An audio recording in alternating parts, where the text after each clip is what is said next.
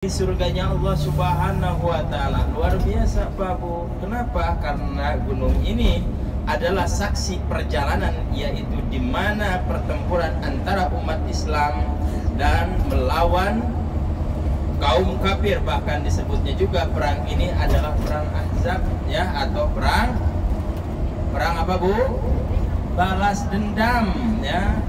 Balas dendam ketika dimana terjadinya peperangan ini, yaitu tahun 3 Hijriah, 1 tahun lebih 1 bulan setelah peperangan, yaitu perang Badar. Kenapa? Orang kafir Quraisy pada perang Badar saat itu bahkan koboynya yang paling terbesar, yaitu yang disebut dengan Umar bin Hisam. Tahu gak, Bu, Umar bin Hisam? Bapak tahu gak Umar bin Hisam? Nama bagus gak Umar bin Hisam? Sayang, orang itu namanya bagus tapi jahil. Artinya jahil apa, Bu? Oh, bodoh, ya. Bukan tawadu, bodoh. Jahil. Siapa Umar bin Hisam itu, Bu? Kalau nggak berdiri nggak kelihatan, Bu. Kalau duduk saya keenakan hidup. Siapa Umar bin Hisam? Ada yang tahu nggak di sini? Siapa? Abu Jahal. Umar bin Hisam itu Abu Jahal. Tahu sekarang Abu Jahal? Biasanya kan kalau di Facebook, biasanya ada mungkin anak-anak ibu-ibu, ya ada yang Facebookan nggak? Namanya kan ganti kalau di Facebook. Siapa? Neneng putri cantik sedunia. Giliran namanya nggak tuh diem. Ini seperti Umar bin Hisam, nama yang bagus. Bahkan dua Umar ini pernah didoakan oleh Rasulullah Shallallahu Alaihi Wasallam. Siapa dua Umar yang didoakan oleh Rasulullah? Umar bin Khattab sama Umar bin Hisam. Kata Rasulullah, seandainya di antara dua Umar ini masuk Islam, maka Islam akan kuat dan akan menjadi fenomenal yang luar biasa. Sehingga Allah memilih salah satu di antara dua, yaitu siapa? Umar bin Khattab. Semuanya dua Umar ini sebelum mengenal Islam, mereka adalah musuh-musuh baginda Rasulullah Shallallahu Alaihi Wasallam. Bahkan Umar bin Khattab hampir-hampir saja akan membunuh baginda Rasulullah Shallallahu Alaihi Wasallam. Betul? Hampir-hampir saja membunuh, yaitu baginda Rasul. Tapi dengan hidayah Allah yang diturunkan dengan doanya baginda Rasul, maka dipilih Umar bin Khattab. Bahkan sekarang kuburannya bersanding bersama baginda Rasulullah. Inti dari itu berarti kita jangan menilai seseorang dari awal kehidupan atau masa lalunya, tapi lihatlah apa yang akan terjadi di akhirat hayatnya. Bu, dalam, lanjut. Mana? Ini markas Malik Salman Ad-Dawli lil Mu'tamarat. Nah, ini internasional atau yang disebut dengan apa namanya ini, tempat convention. Mau masuk ke sini? Saya juga belum pernah masuk, Pak. Nah, hada jabalun yuhibbuna wa nuhibbu, kata Rasulullah SAW. Gunung ini adalah yang disebut dengan Jabal Uhud. Maksudnya Uhud itu yang menyendiri atau berpisah dari gunung-gunung yang lain, Bu.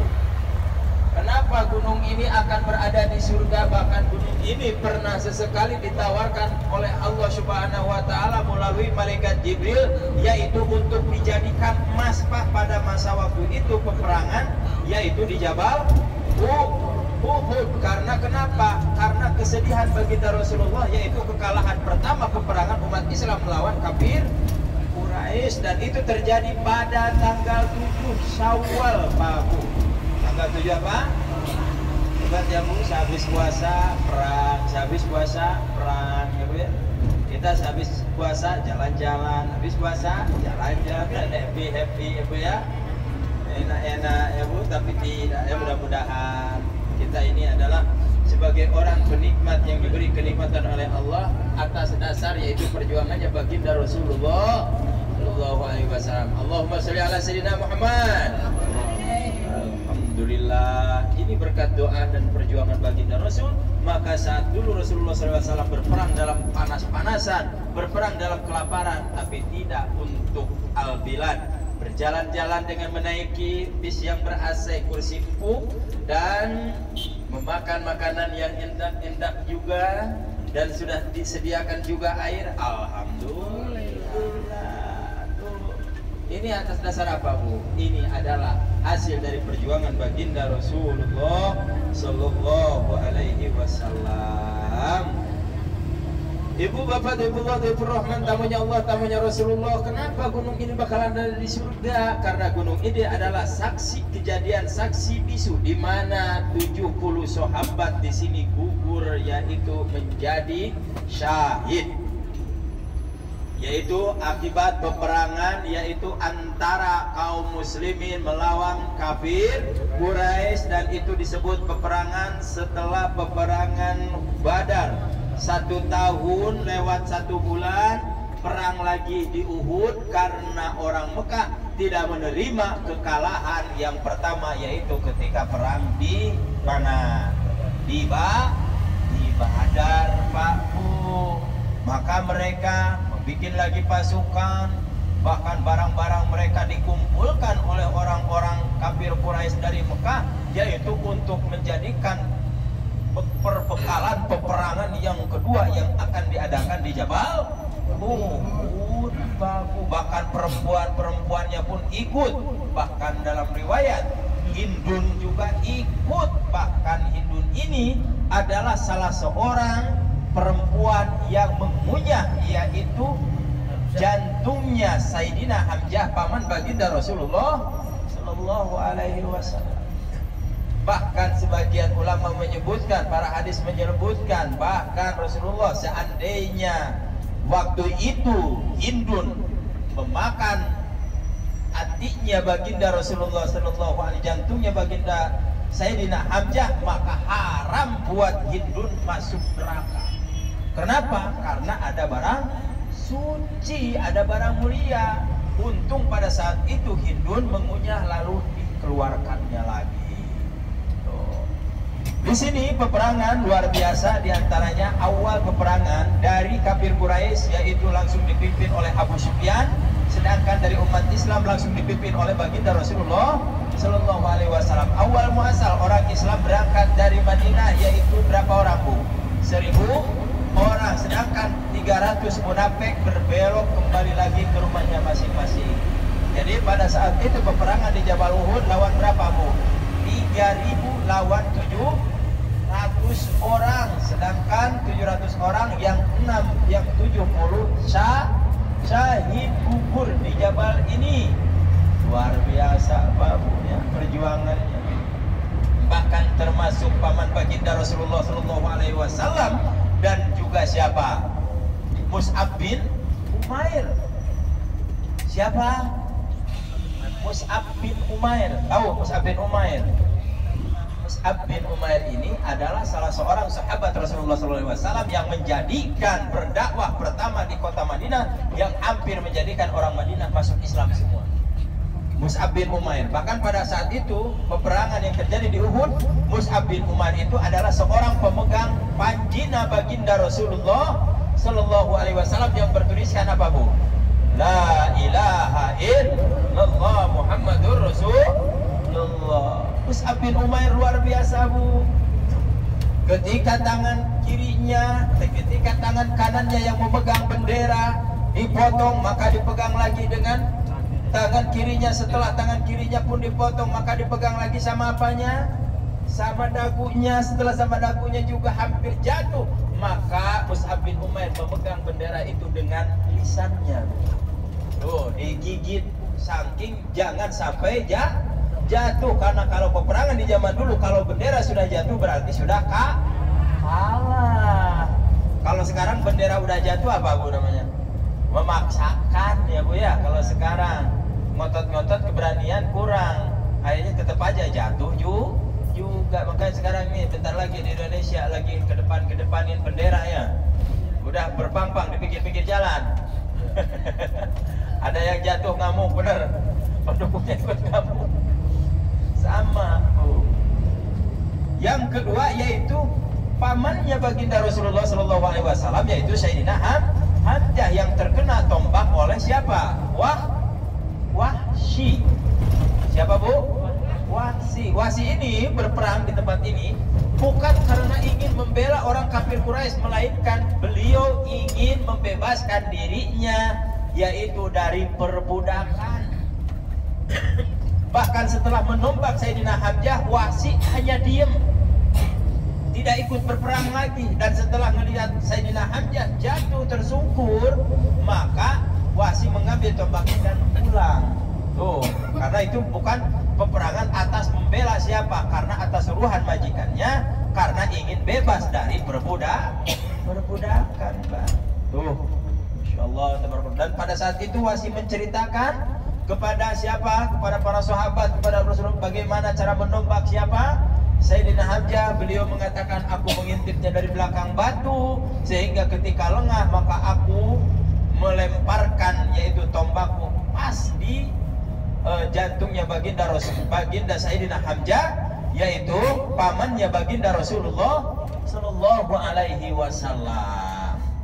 Kenapa peperangan ini kalah bagi umat Islam? Karena salah satu perkara yang sepele, yaitu ketika tidak mendengarkan apa yang telah diperintahkan oleh Rasulullah Sallallahu Alaihi Wasallam.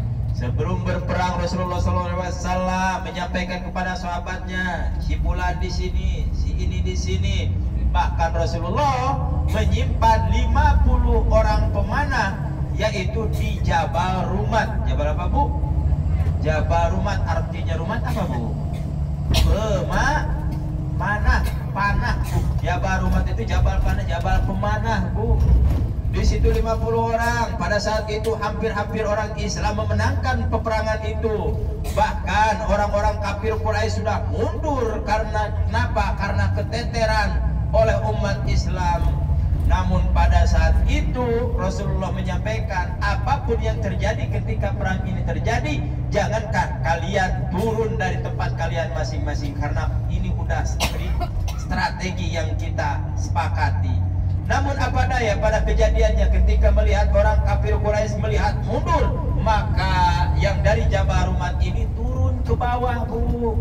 Setelah turun di bawah, mereka berebut barang ghanimah, dan tidak disangka ternyata kafir Quraisy itu bukannya pulang, melainkan berarah ke belakang, balik lagi dan menyerang dari belakang. Apa inti dari itu? Intinya jangan sesekali kita yaitu tidak mendengarkan apa yang telah diperintahkan oleh pemimpin, apalagi ini oleh baginda Rasulullah SAW. Akhirnya apa yang telah dikatakan Rasulullah karena dilanggar, akhirnya kekalahan dan kesedihan yang luar biasa bagi umat Islam. Nah, 70 syuhada meninggal di tempat ini dan dikuburkan di tempat ini juga. Ibu, karena melihat situasi sekarang sudah jam 12 kurang 10 menit, kita akan mengejar waktu sholat duhur. Berarti di sini nggak turun ya bu ya? Setuju semuanya? Orang opo-opo. Kalau orang opo-opo yang bagus, yang halusnya apa? Boten opo-opo ya. Boten opo-opo ya pak ya? Bah ya pak ya? Boten opo-opo. Boten opo-opo. Nanti ditulis sama saya bah. Buatan nopo-nopo, takutnya ntar ada lagi albilat, saya harus ngomong lagi Jawa yang bagus ya. Karena saya kalau nanya sama temen bu, dikasih taunya yang jelek-jelek bu. Suka malu bu, kan banyak temen di Jeddah ya orang Jawa juga. Pas ditanyain ke orang yang baiknya, itu katanya bahasanya bahasa apa kamu? Akhirnya saya makanya gak berani kalau sama ibu-ibu, masa bohong sama saya. Ibu, bapak, Daibullah, Daibur Rahman, tamunya Allah, tamunya Rasulullah. Inilah Jabal Uhud di depan. Jadi satu-satunya gunung yang akan berada di surganya Allah Subhanahu wa Ta'ala, dan mudah-mudahan kita pun melihatnya di surga. Amin. Nih, kalau warnanya ini, gunung ini bu, Jabal Uhud ini agak kemerah-merahan. Kenapa apalagi sore-sore? Karena dulunya gunung ini hampir dijadikan gunung emas. Seandainya dulu Rasulullah SAW mengizinkan kepada malaikat gunung ini untuk dijadikan emas, mungkin saat ini orang Pekalongan datang ke sini bukan mau ibadah, mau apa Bu? Langsung ngaku ibu-ibu. Jangankan ada gunung emas, gak ada pun dicari-cari itu di bawah Thaibah ya Bu ya. Ada besi kuning-kuning katanya. Nah, itulah Bu yang disebut Jabal Uhud nih, agak kuning karena dulunya hampir dijadikan gunung emas. Seandainya mungkin kata tadi saya udah bilang kalau jadi gunung emas ini sekarang datang ke sini pasti berebutan ya Bu ya. Iya. Bahkan nggak ada juga ada disebut kalau orang-orang Indonesia kalau di Saudi itu ada gunung emas loh, makanya orang-orang itu pada bawa emas. Padahal ceritanya inilah Jabal inilah gunung inilah yang hampir dijadikan emas supaya kenapa? Untuk menggantikan kesedihan Rasulullah SAW ketika sehabis perang Jabal Uhud. Karena kenapa? Tidak ada kesedihan yang luar biasa. Bahkan Sayyidah Aisyah radhiyallahu anha bertanya kepada Rasulullah, ya Rasulullah, perang manakah yang menjadikan engkau yang paling sedih luar biasa dalam segala jihadmu? Maka beliau menjawab, yaitu ketika peperangan Jabal Uhud, karena banyak sahabat-sahabat yang gugur di tempat ini. Bahkan ada seorang sahabat yang luar biasa, yaitu siapa? Siapa Bu? Lupa lagi ya Bu ya? Allahu Akbar. Siapa ya Bu ya? Lupa lagi Bu. Udah. Kalau udah lupa jangan dibayang-bayangin lagi ya Bu ya. Nah, inilah Bu Jabal Uhud sepanjang dari sini ke sana Bu. Tuh. Ada tulisan itu biasa dibikin oleh orang-orang yang menaiki gunung ini Bu. Nah, bukan tulisan malaikat Bu. Tulisan pikiran manusia Bu, itu yang di atas itu. Nah, dari sini Bu ke sana ya. Kita muter di sini langsung pulang ya Bu ya. Di Boten nopo-nopo. Nah iyo kebun kurma. Muter di sini kan? Ya, mau muter dari sini apa keliling ke sana langsung pulang? Ke sana aja nih. Muter ke sana pulang langsung ke Haji. Ya. Nah, sedangkan di depan ini yang disebut Jabal Rumat Bu. Nih yang kecil ini nih. Nah, ini Jabal Rumat atau Jabal Pemanah yang ini nih, yang disebut Jabal Rumat nih. Dulunya ini agak tinggi Bu, namun sekarang sudah didesain bahkan dijadikan taman-taman ya. Bu Ibu jangan ngerasa kalah, Ibu mau turun apa enggak? Enggak ya, udah ya. Jadi ini kesepakatan bersama ya. Jangan nanti dibilang katanya gua turun di Jabal Uhud. Tapi kan untuk menjaga stamina juga kita, yang penting kita sudah sampai ke tempat ini ya Bu ya. Sedangkan para syuhada yang 70 syuhada diantaranya ada di dalam sana Bu. Di dalam di sana ya. Maka kita salam dari sini aja ya Bu ya. Bismillahirrahmanirrahim. Assalamualaikum ya aman Nabi Sayyidina Hamzah bin Abdul Muttalib. Assalamualaikum ya asyhadullah wa asyhadur Rasulullah. Assalamualaikum ya sayyidash syuhada. Assalamualaikum ya Mus'ab bin Umair, ya Qaidal Mukhtar, ya man asbata qaddamaihi alar rimahi hatta atakal yakin. Assalamualaikum ya syuhada Uhud. Allahumma ajihim anil Islam abdolal jaja warfa' darajatahum wa akrama qomahum bifadlika wa karomika ya akramal akramin. Wa sallallahu ala sayyidina Muhammadin nabiyil ummi wa ala alihi wa sahbihi wa barik wa sallim bi barakati syurati minal Qur'an al-Fatihah. A'udzu billahi minasyaitonir rajim. Bismillahirrahmanirrahim. Alhamdulillahirabbil alamin arrahmanir rahim maliki yaumiddin. Iyyaka na'budu wa iyyaka nasta'in ihdinas siratal mustaqim siratal ladzina an'amta 'alaihim ghairil maghdubi 'alaihim waladdallin. Itu Ibu, kita sudah salam kepada para syuhada walaupun jarak jauh, tapi Allah lebih tahu daripada kita. Dan tempat ini Rasulullah SAW pun sering mendatangi setiap setahun sekali Bu. Makanya di Indonesia juga ada yang disebut ziarah kubur karena dicontohkan oleh Rasulullah SAW. Nah itu tepatnya ya di sana ya, para syuhada yang 70 yang di pagar yang di dalam. Kalau kita turun kita nggak bakal kejar waktu zuhur wajibnya ya Bu ya, karena kita berkeliling di sini adalah sunnah, sedangkan sholat itu adalah kewajiban kita, apalagi berjamaah. Sallallahu ala Muhammad, sallallahu alaihi wasallam, sallallahu ala Muhammad,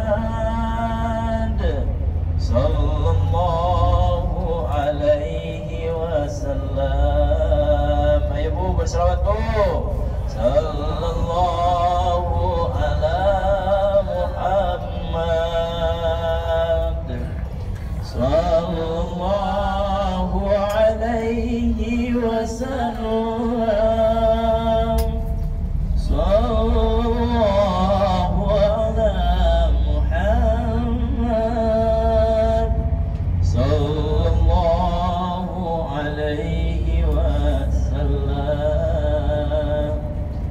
Ya Nabi salam alaika,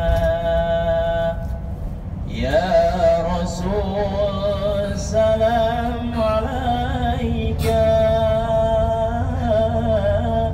ya Habib salam alaika, salawatullah alaika, sallallahu ala Muhammad, sallallahu alaihi wasallam, sallallahu ala Muhammad, sallallahu alaihi wasallam. Anta syamsun anta badrun anta nurun fawqa nuri. Anta syamsun anta badrun anta nurun fawqa nuri. Anta iksiru wa dhalib, anta misbahu suduri. Anta iksiru wa dhalib, anta misbahu suduri. Sallallahu ala Muhammad, sallallahu alaihi wasallam, sallallahu ala Muhammad, sallallahu alaihi wasallam. Bahagia Bu kita bersolawat. Kenapa Bu? Karena Rasulullah SAW memperjuangkan kita ketika di Jabal Uhud.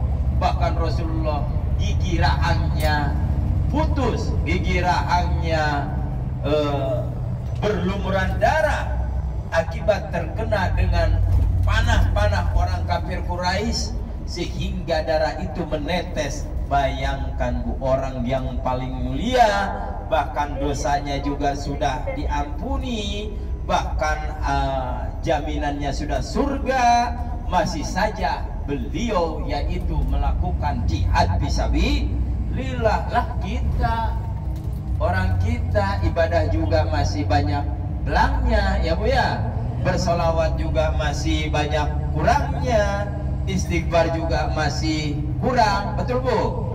Tapi kita pengen masuk surga. Emang punya orang dalam Bu menyogok. Insya Allah dari ini kita perbanyak istighfar, membaca salawat kepada baginda Rasul, dan akan menjadikan wasilah yaitu masuknya surga berdampingan dengan baginda Rasulullah SAW. Dan insya Allah kitalah yang akan meminum yaitu Talaga Kausar, talaganya di bawah persis yaitu mimbar baginda Rasulullah. Dan untuk ibu-ibu insya Allah besok kita akan ziarah yaitu kemana? Ke Raudhah. Kalau ibu-ibu kalau dilihat kalau nggak salah jam 10, tapi laki-laki juga hampir sama Bu. Kalau dilihat apanya jadwalnya, nanti saya print dulu. Kalau sudah di print nanti saya upload di grup ya Bu ya, biar jelas. Oke Bu, berarti besok ibu-ibu ada mutaifahnya yang membarengi ibu masuk ke Raudhah, barangkali bisa masuk, mudah-mudahan ya Bu ya. Biasanya mutaifahnya nggak bisa masuk, tapi insya Allah bukan. Tuh Pak Yai, apa Pak Yai kok senyum-senyum Pak Yai? Istri saya alhamdulillah bicarut Bu, mohon doanya juga. Hah? Insya Allah, insya Allah, insya Allah. Istri yang di sini alhamdulillah sampai saat ini belum ada. Karena kemarin juga saya baru pulang setahun, bukan setahun, mungkin 11 bulan yang lalu Bu. Alhamdulillah punya anak 2 kembar. Jadi saya begitu pulang bikin anak. Memproduk yang bikinnya ma Allah Bu. Kita langsung dapat 2 Bu. Alhamdulillah yang satu sekarang lagi sakit, mudah-mudahan beliau cepat sehat. Namanya Muhammad Amar sama Muhammad Amir. Anak saya 4 Bu, 4-4-nya laki-laki semua. Yang pertama Zakaria Ramadan, yang kedua Muhammad Sebastian, yang ketiga dan keempat Amar dan Amir. Muhammad Amar dan Muhammad Amir. Kalau Umar Amir nantinya Amar Amir aja, itu kan itu perintah itu ya, insya Allah Amar dan Amir yang perintah dan pemerintah insya Allah. Doakan ya Bu ya, anak-anak saya mudah-mudahan soleh semuanya ya. Begitupun juga anak cucu ibu semuanya soleh dan soleha. Ibu juga panjang umur, sehat selalu.